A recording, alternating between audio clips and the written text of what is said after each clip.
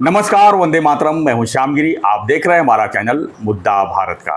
मुद्दा भारत का यानी मुद्दा है आपका, मुद्दा है औरंगजेब का। जी, आज समय महाराष्ट्र में औरंगजेब का मामला काफ़ी तूल पकड़ा हुआ है। खासकर अब औरंगजेब की कब्र को लेकर जो है मामला काफ़ी गंभीर बना गया है। विश्व हिंदू परिषद और बजरंग दल ने सीधा चेतावनी दे दी है कि अगर कब्र को नहीं हटाया गया और संभाजी नगर से तो हम जो है जिस तरह से बाबरी मस्जिद का विध्वंस किया गया था उसी तरह हम रथ यात्रा करके इसको हम आगे बढ़ाएंगे।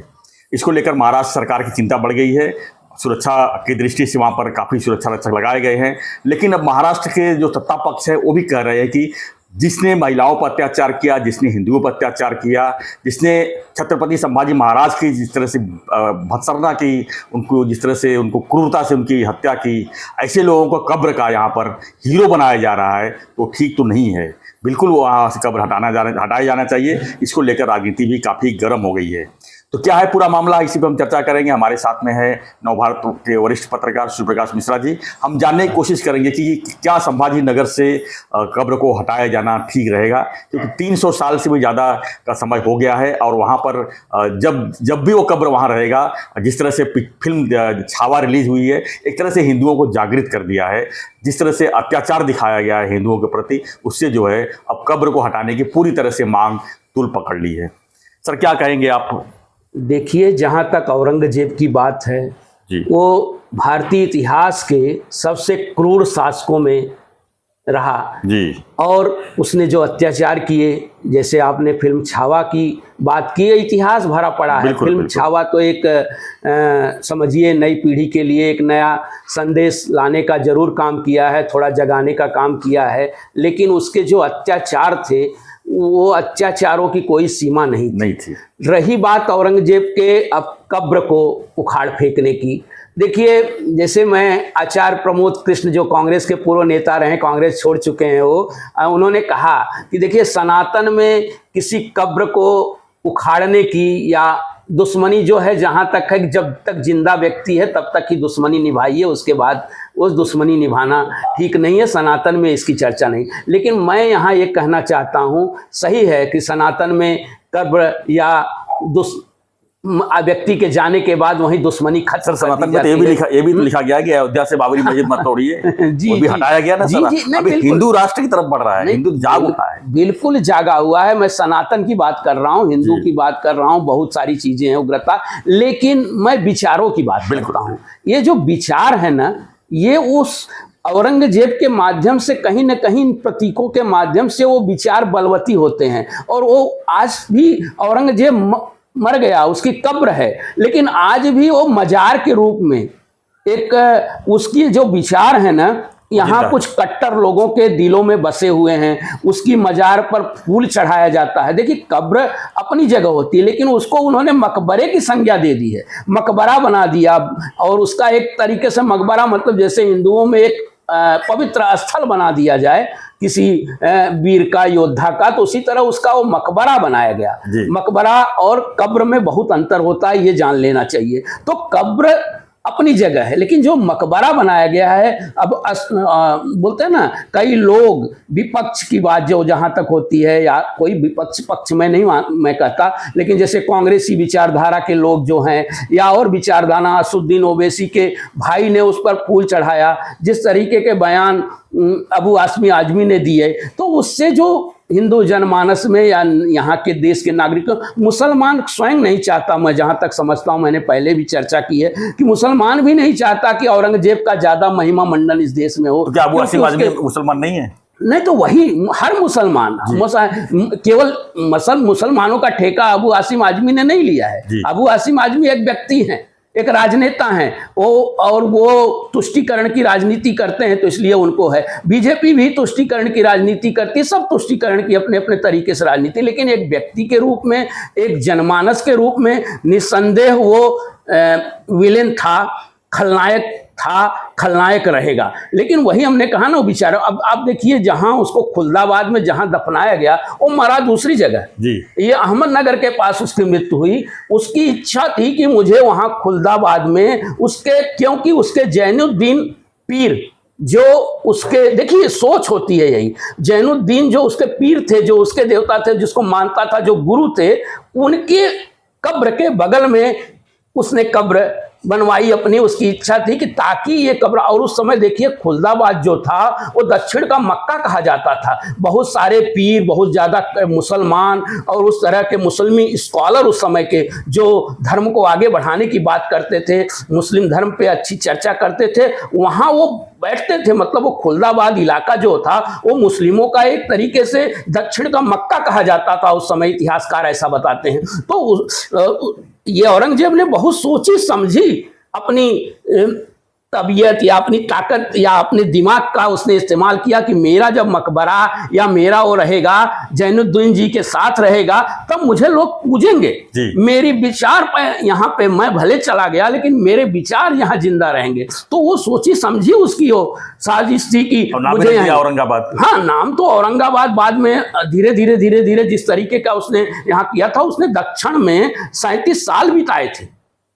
इतना बताइए, वो इस तरह पूरे देश का बादशाह जिसको कहा जाता था, वो आलमगीर अपने आप को कहता था, उसने 37 साल यहाँ मराठों ने उससे लड़ाई लड़ी। और ये केवल ये धर्म युद्ध ही नहीं था, ये देश धर्म और देवता पर लड़ने वाला युद्ध था। केवल ये जो बोलते हैं ना राजनीतिक लड़ाई नहीं थी, केवल कब्जे की लड़ाई नहीं थी, वो विचारों की लड़ाई थी। उसको विचारों की लड़ाई छत्रपति शिवाजी महाराज जी ने लड़ी। आज उनकी जयंती भी है, उनको नमन करना चाहिए ऐसे वीर शिवाजी महाराज जी को, छत्रपति को, उनके पुत्र ने या उनके आगे आने वाली जो उनकी पीढ़ियां थी वो भी उन्होंने राजा राम तक लड़ाई लड़े। उसके बाद पेशवाओं ने भी इस तरह का युद्ध लड़ा।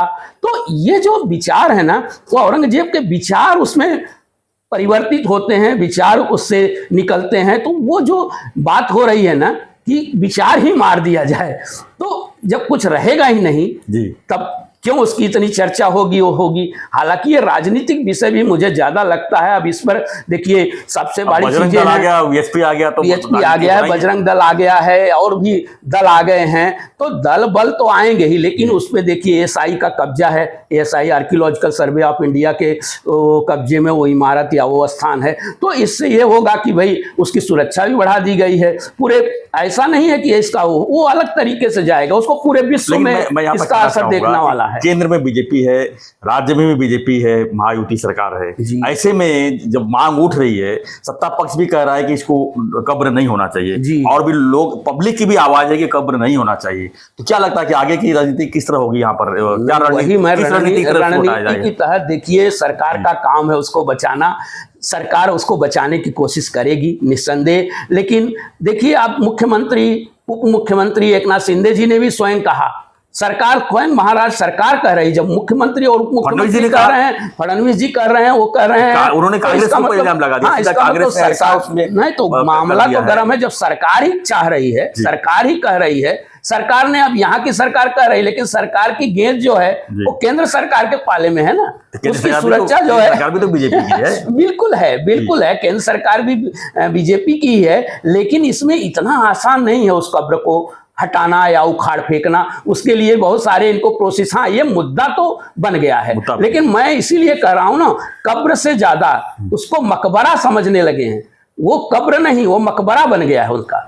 वो उस पर एक चादर चढ़ा रहे हैं, फूल चढ़ा रहे हैं, उनके लोग जा रहे हैं, उसकी सुरक्षा हो रही है। वो एक अलग तरीके का उसको एक केंद्र के रूप में, आस्था के केंद्र के रूप में जब जब देखा जाएगा उसको, तब तक तो हिंदू भावनाएं भड़केंगी ही, निश्चित रूप से भड़केंगी। तो इस तरह का कुछ रास्ता तो निकालना पड़ेगा कि भाई कब्र अपनी जगह है, कब्र हिंदू सनातन जैसे कह रहा है कि कब्र, भाई कब्र पर वो मत करो, लेकिन मकबरा अगर उसको महिमा मंडन करने की अगर कोशिश की जाती है, आपको बताए उसने भी अपने सादे तरीके से उस कब्र का जो उसने अपने आत्मकथा या जो अपने लिखा था, उसने औरंगजेब ने कहा था कि मेरी एकदम सादगी के साथ कब्र बनाई। उसको पता था कि मेरे कब्र का मेरी कब्र को इस तरीके का इसका जो है ना हीनता की दृष्टि से देखी जाएगी। इसीलिए उसने अपने गुरु के पास अपनी कब्र को सुरक्षित समझा होगा कि भाई यहाँ इस्लामी स्कॉलरों की कब्र है, कि मैं भी एक इस्लामिक स्कॉलर की टाइप का देखा जाऊं, मेरी भी इस्लाम में मेरी वाहवाही हो, और होती ही है। पाकिस्तान में लोग उस औरंगजेब को मानने वाले हैं क्योंकि उनको लगता है कि उसने हमेशा जीवन भर धर्म युद्ध लड़ा।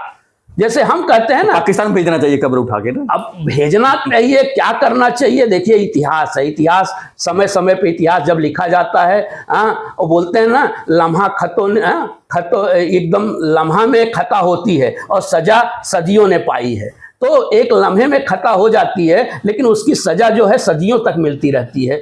तो ये कहा गया है कि लम्हा खतों ने की है, सजा सदियों ने पाई है। तो इस तरह का ये औरंगजेब का भी उसी कब्र का वो है, और इस कब्र को हटे ना हटे वो सरकार को निर्णय लेना होगा। लेकिन मैं मानता हूं कि उसका महिमा मंडन बिल्कुल नहीं होना चाहिए। अगर उसका महिमा मंडन होता है तो उस मकबरे का रहने का सवाल नहीं पैदा होता। यानी कुल मिला के देखा जाए तो जो कब्र का जो तूल पकड़ा हुआ है जी, राजनीति जी, देश बन चुका है। बिल्कुल बिल्कुल बन चुका है 100%। और एक कब्र की प्रतीकों की राजनीति होती रही है, वो होती रही। इसलिए हमने पहले भी कहा था ये राजनीति हो, राजनीति में मुर्दे गाड़े नहीं जाते, ये समय आने पर इनको फिर उखाड़ कर जिंदा रखा जाता है। तो इसी तरह का औरंगजेब की कब्र का भी वही स्थिति है। औरंगजेब इस देश के लिए इसका विलेन था, भूत बनकर आज भी इस देश पर मंडरा रहा है और निर्णय लिया है, मंडराता रहेगा, आने वाले दिनों तक भी ये मंडराता रहेगा, ऐसा लगता है।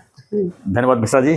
तो हमारा चर्चा यही था कि आखिर में संभाजी नगर में जो औरंगजेब का कब्र है, हालांकि अभी जिस तरह से छावा फिल्म में दिखाया गया है, तो हिंदुत्व तो जाग उठा है और हर कोई आज मांग कर ही रहा है कि वहाँ पर कब्र की क्या जरूरत है।